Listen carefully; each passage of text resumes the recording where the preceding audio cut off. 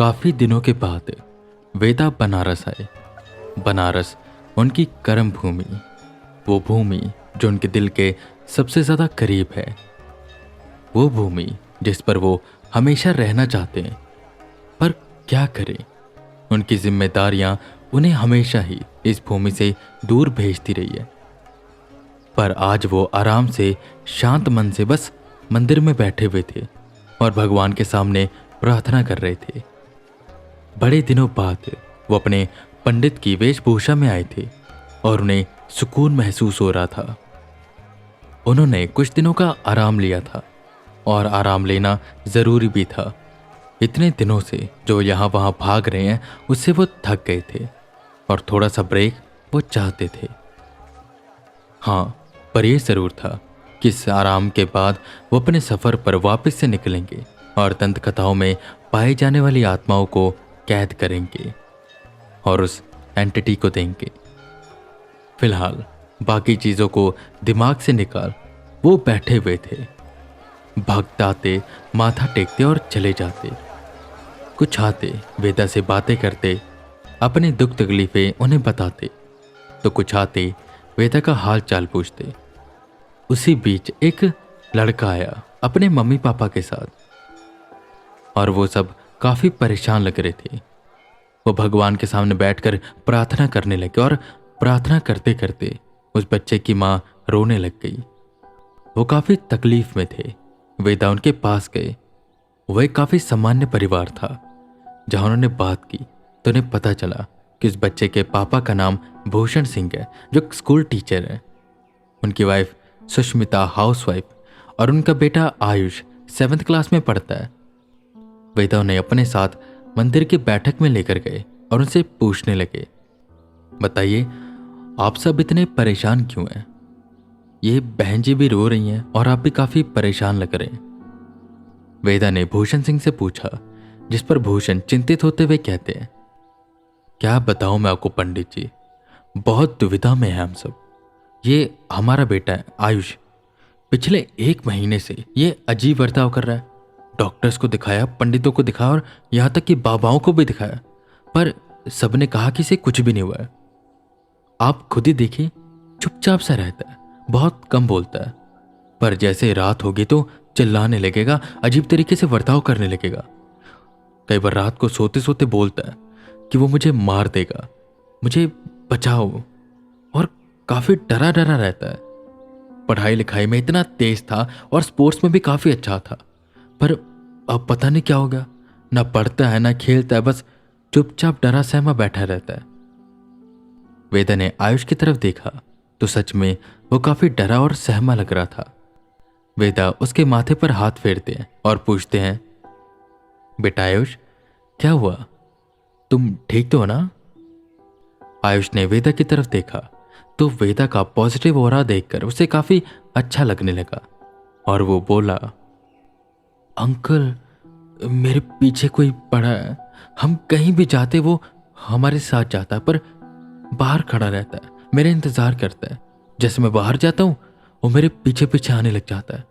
रात भर वो मुझे देखता है, डराता है, कई बार तो मेरा गला भी दबाता है। वो कहता है कि वो मुझे मार देगा। ये सुन वेदा समझ गई कि उसके ऊपर कोई ना कोई बुरा साया है। भूषण जी, जैसा आपने बताया कि 1 महीने पहले होना शुरू हुआ है, तो ऐसा क्या हुआ था 1 महीने पहले? कहीं आप गए थे या अचानक से सब कुछ हो गया? उन्होंने भूषण जी से पूछा। भूषण जी काफी याद करते हैं और कहते हैं, जहां तक मुझे याद है कि हम कहीं गए नहीं थे, हम सब घर पर ही थे। सुबह ठीक ठाक ही स्कूल गया था, स्कूल से वापस आया तो भी ठीक था, पर जब ट्यूशन से वापस आया तब से अजीब बर्ताव करने लगा, डरा रहता है, हम कुछ पूछते हैं तो बताता भी नहीं है। इसका डर बढ़ता जा रहा है और डर की वजह से बुखार भी आ जाता है। डॉक्टर को भी दिखाया, ब्लड टेस्ट भी करवाया, पर सब कुछ ठीक है। बहुत हार कर हम यहाँ पर आए हैं, बस भगवान से प्रार्थना कर रहे हैं कि ये ठीक हो जाए, पर कुछ समझ नहीं आ रहा कि हो क्या रहा है। वेदा काफी देर सोचते हैं और आयुष से पूछते हैं, बेटा जैसा आपने बताया वो हमेशा आपके साथ रहता है, तो क्या अभी भी वो आपके साथ है? आयुष ने ना में सिर हिलाया। बाहर होगा अभी वो? वेदा ने दोबारा से सवाल किया। इस पर भी आयुष ने ना में ही सिर हिलाया। तो बेटा कहां पर है वो अभी? वेदा ने अपनी आवाज को थोड़ा सा भारी करते हुए पूछा, जिस पर आयुष बोला, वो भी घर पर है। उसे जैसे पता चला मंदिर जा रहे हैं वो घर पर ही रुक गया, इसलिए मैं आपको इतनी बातें बता पा रहा हूं, वरना वो मुझे हमेशा चुप रहने का इशारा करता रहता है। कहता अगर ज्यादा बोलूंगा तो मुझे और मेरे मम्मी पापा को मार देगा। आयुष इतना बोल रोने लगा। वेदा सारी बात समझ गए। आयुष बेटा शांत हो जाओ, मुझे ये बताओ उस शाम को क्या हुआ था? तुम्हें कुछ याद है? तुम्हें किसी ने कुछ खाने को दिया हो या तुम किसी और जगह पर गए हो? देखो बेटा सब सच सच बताना, तभी हम तुम्हारी मदद कर पाएंगे। आयुष अपने मम्मी पापा की तरफ देखता है। वो काफी डरा हुआ लग रहा था और ऐसा भी लग रहा था जैसे वो कुछ छुपा रहा है। बेटा आप बिना डरे बताओ, मम्मी पापा कुछ नहीं कहेंगे, मैं हूं ना यहां पर। जिस पर आयुष डरते डरते कहता है, अंकल नहीं, मम्मी पापा डांटेंगे। उसके पापा ने बीच में ही बात काटी और कहा, आयुष हम कुछ नहीं कहेंगे, तुम सब कुछ सच सच बता दो पंडित जी को, वरना वो हमारी मदद कैसे करेंगे? चलो बताओ। जिस पर आयुष बताना शुरू करता है। अंकल उस शाम में ट्यूशन से वापस आ रहा था ना, तो मैम ने टेस्ट रखा था तो मुझे थोड़ी देरी हो गई और मैंने दोपहर को कुछ भी नहीं खाया था। सीधा घर आया, चेंज किया और ट्यूशन चला गया। मुझे भूख लग रही थी और पैसे भी नहीं थे। मैं घर जा रहा था तो रास्ते में एक पीपल के पेड़ के नीचे कुछ पड़ा था, मतलब मिठाई का डब्बा था, सिंदूर नारियल ऐसी चीज़ें पड़ी थी। मुझे मिठाई बहुत पसंद है। हालांकि मम्मी पापा ने कहा था कि ऐसे कुछ भी नहीं खाना चाहिए, पर मुझे बहुत भूख लगी थी। आसपास कोई नहीं था, मैंने सोचा खा लेता हूँ, किसी को नहीं पता चलेगा। पर जैसे मैंने उसे खाया वो बिल्कुल भी मीठी नहीं थी और मैंने उसे वहीं पर थूक दिया। और उसके बाद मुझे किसी के कदमों की आवाज़ सुनाई थी। मैं वहां से उठकर भागा, पर वो कदम मेरे पीछे करने लगे। मैंने पीछे मुड़कर देखा, वहां पर बहुत लंबा आदमी खड़ा था और मुझे घूर कर देख रहा था, मेरा पीछा कर रहा था। जैसे मैं घर में पहुंचा तो वो घर पर भी आ गया और उसने मुझे चुप रहने को कहा और कहा कि अगर मैं कुछ बोलूंगा तो मुझे मार देगा। अंकल वो बहुत खतरनाक है। वेदा सारी बात समझ गए। किसी बीच आयुष के पापा उसे डांटने लगे। आयुष कितनी बार मैंने तुझे कहा है कि जादू टोने की चीजों से दूर रहा कर, और तूने तो खा लिया। तू नालायक, मेरी बात सुनता ही नहीं है। वेदा ने बीच में ही उन्हें रोका।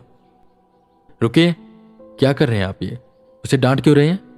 बच्चा है अभी वो, अगर आप उसे डांटेंगे तो डर की वजह से वो कभी सच बता ही नहीं पाएगा, और वो बता ही नहीं रहा था इसलिए क्योंकि डर था कि आप डांटोगे।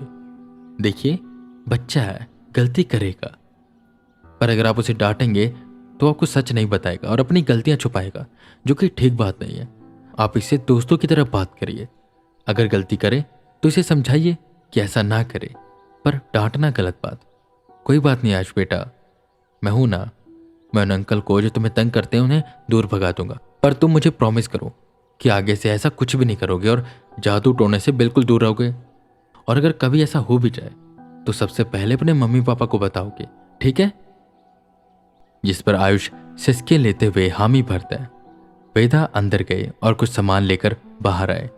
पहले उन्होंने कलावा निकाला जिसमें कुछ मंत्र पढ़कर उसे फूंका और हनुमान चालीसा पढ़ते हुए आयुष के हाथ में बांधने लगे।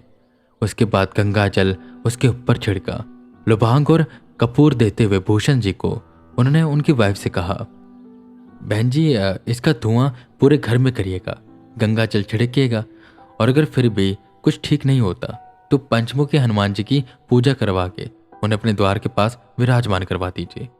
वैसे तो इतने में सब कुछ हो जाना चाहिए, और आप चिंता मत करिए, कोई छोटी मोटी आत्मा होगी जो पीछे पड़ गई होगी, हो जाएगा ठीक सब कुछ। वेदा ने समझाकर सब चीजें देकर उन्हें वहां से विदा किया और ये सोचने लगे कि अब वो आयुष को परेशान नहीं करेगा।